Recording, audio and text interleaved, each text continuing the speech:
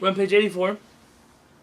Last time we learned together, before we did tshuva from Rav Soloveitchik, Rabbeinu Avraham ben Rambam was telling us about calmness, arichut apayim. And he mentioned how David HaMelech was insulted by a man named Shimei ben Gera, and he chose in his lifetime not to take revenge on him, but commanded his son Shlomo to punish him. I said, well, that's not a good example then of calmness. What does it help that you held a grudge for so many years? It seems like David HaMelech on his own personal account didn't want to take revenge, but there was a judgment against Shimei ben Gera who insulted a king. A king is already halakha. It's out of David HaMelech's hands to pardon such a person, but he didn't want to do it, so to show that he wasn't angry on his own right, and he commanded his son, Shlomo HaMelech alav shalom, to take that into his own hands. V'arichut apayim hi mitchunot hanvuah. Calmness is the quality, it's a character trait of prophets. Milvad ma shenogea elav yitaleh kefi sheniv'er lehalan. The only time it's inappropriate to be calm are matters that involve HaKadosh Baruch Hu.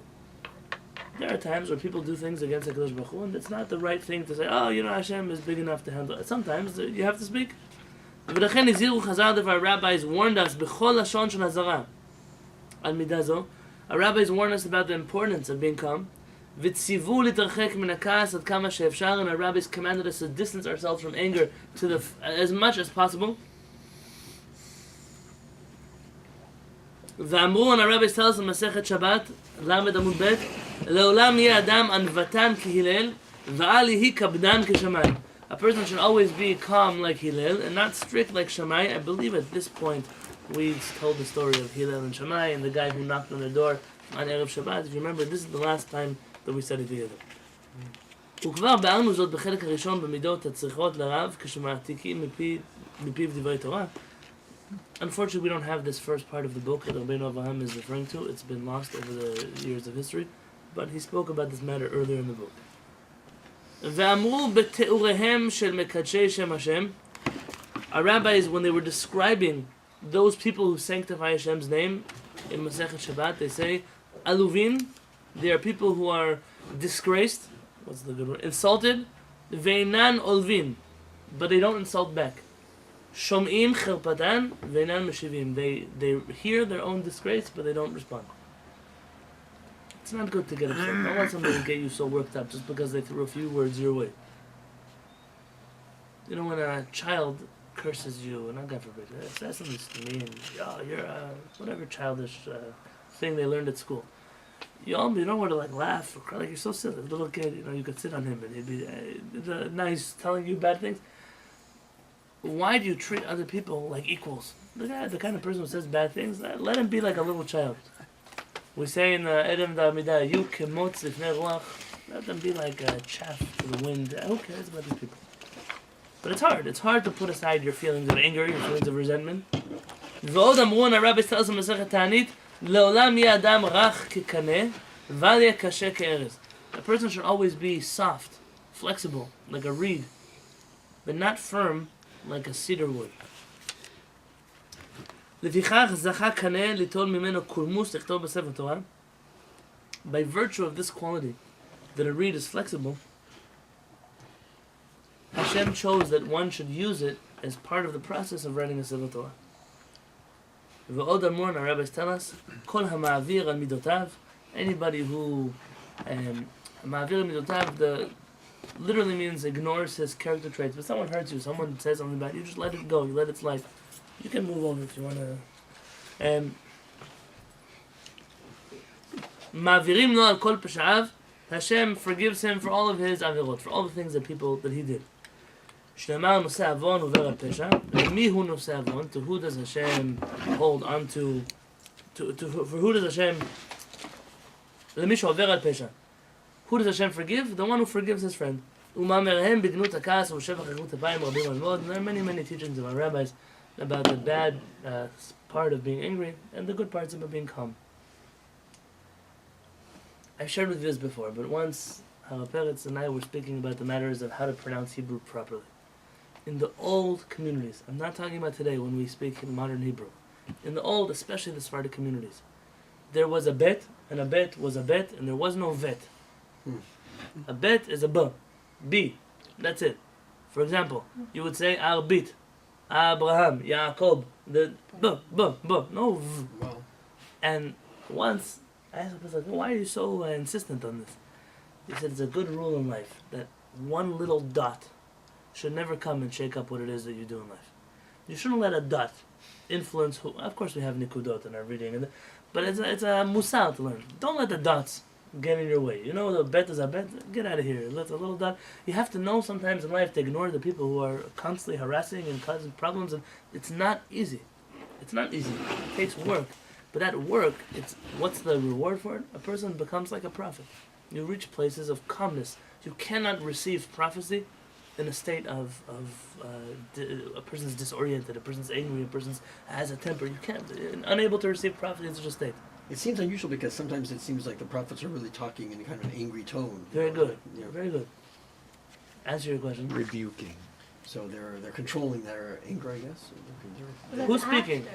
Hashem is speaking. Hashem is speaking. Meaning they're not really speaking. Well, the definition of a prophet is he's transmitting a message that he heard before. Mm-hmm. And you'll notice that in the Tanakh, you always have the prophets going around with people called B'nai HaNevi'im, the children of the prophets. They're not really children, they're students of the prophets. Mm-hmm. And their job, says the Gemara, is to play music around them. All the time, prophets had musical instruments being played around them.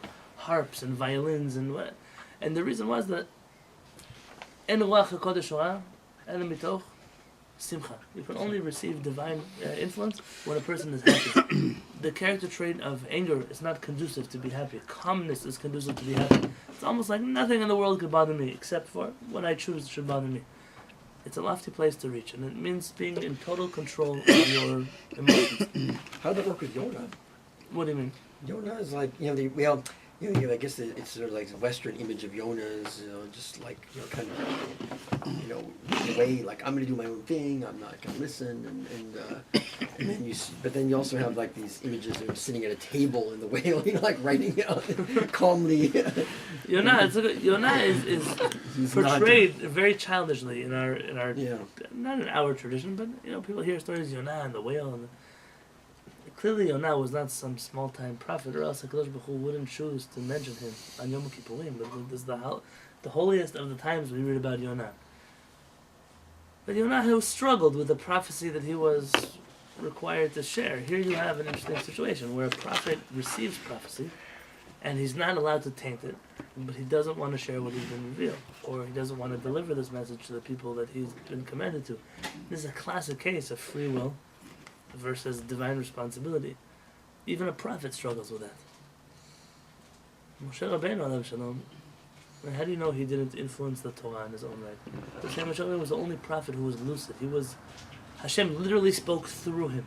He was just a vehicle. There was no interpretation. You'll see in the Nevi'im, Hashem will speak to the Navi, Ma ata ro'eh ben Adam. What do you see, son of man? What is the image that you're seeing? And then Hashem interprets for the Navi what it is that he's saying. What do you see? I see an almond tree with all kinds of prophecies. I see dry bones. These are much lower levels of prophecy than Moshe Rabbeinu. Moshe Rabbeinu, you don't find that Moshe, what do you see? Moshe doesn't see. Moshe is exactly seeing things the way HaKadosh Baruch Hu wanted him to see. Yeah, they're more symbolic, figurative.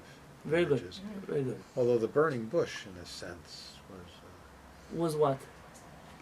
I guess the bush was burning, but it was different than the prophecy Moshe Rabbeinu received. It wasn't a later on. prophecy, the burning bush. He didn't. The burning bush, there's no. It wasn't a vision. Exactly. Well, it might have been a vision, but he didn't get a message about burning and fire and wood. He wasn't interpreting the burning bush as a prophecy. It was at the burning bush which he received direct communication with Kadosh Baruch Hu. I believe that over the years, in our desire to be true monotheists and not give man too much credit, we've watered down our image of Moshe Rabbeinu. If you read it, we're afraid to turn him into another Jesus, into another Muhammad, God forbid. But if you look in the writings of the Rishonim, the way they speak about Moshe Rabbeinu, it's not fair that we'll speak about latter-day rabbis more than we'll mention Moshe Rabbeinu. It doesn't make sense. I mean, the greatest rabbi that you can think of this generation, the last generation, you could fit 1,000,000 of him inside of Moshe Rabbeinu's back pocket. Moshe Rabbeinu, and he would agree. Moshe Rabbeinu was Adon, Kol HaNevi'im, was the master of all the prophets. And part of this is that Moshe Rabbeinu, you find him in his anger. Whose anger? You see Moshe Rabbeinu angry? His sister talks about him, and what is his response? And please heal my sister. Was it from anger? The breaking of the Chot HaBrit is a whole parasha in itself. Was it from him? The commentators, they say that he was trying to save Am Yisrael. Imagine you were a messenger for a marriage, and you come and you find the bride is cheating on her soon-to-be husband. Would you still deliver the marriage contract, or you would get rid of it? And Rabbi Moshe Rabbeinu, as he didn't want to make a kiddushin between Hashem and the Jewish people, because then the Jewish people would be guilty of infidelity. And instead, he chose not to deliver the luchot. This was a very controlled. It's a very calculated plan. decision. He chose. It could be a Kadosh Baruch Hu view that is incorrect, but he chose. How could I give Am Yisrael a Torah when they're not ready for it? Not as anger for them, but to save them. He worked so hard to get them until Al Sinai. Then all of a sudden here he's going to drop them. He didn't want to set them up for failure. That was his cheshbon. That was his calculation. Did everybody agree? Not everybody agrees, but this is it's a proper approach onto the Shvirat HaLuchot, the breaking of the tablets. Hashem couldn't have been too angry because he gave him the second set. Correct. We mentioned anger, Kadosh Baruch Hu. It's a little problematic. But what about the Korach and Adato? Moshe Rabbeinu comes, he bows down to them. You find in the greatness of Moshe Rabbeinu his humility. Not because he thought he was a nobody. He knew exactly who he was. When you have high self-esteem, you don't have a problem giving in to people. When you have a lot to make up for it, because you don't feel confident with who you are, then all of a sudden you get angry, you get mad, you start throwing this, that. You throw a tantrum. You can tell about a person very easily the way they argue about something, if they really understand what they're talking about or they really don't. You know, if I were to come to some nuclear physicist and say, I think you're stupid, I think you're wrong. If he would get all worked up that I, as a rabbi, would say such a thing, with no background in nuclear physics, then clearly there's something wrong with him, because I don't pose a threat to anything. I can't threaten him. We're not even on the same playing field. You know, sometimes I see rabbis, when they get mad at somebody for asking a question about either maybe he doesn't know the answer. Maybe that's why he gets so upset.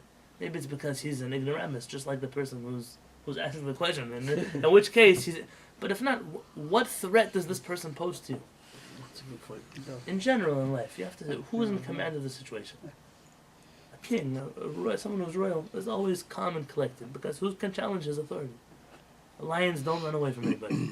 Are there things in the world that can kill a lion? Of course. But the lion's programming is that I am the king of the jungle. This is who I am. I don't have to worry about every fly that comes to talk to me, and it's an important character trait to have. Calm, menuchat hanefesh. To be calm also on your interior, on the inside.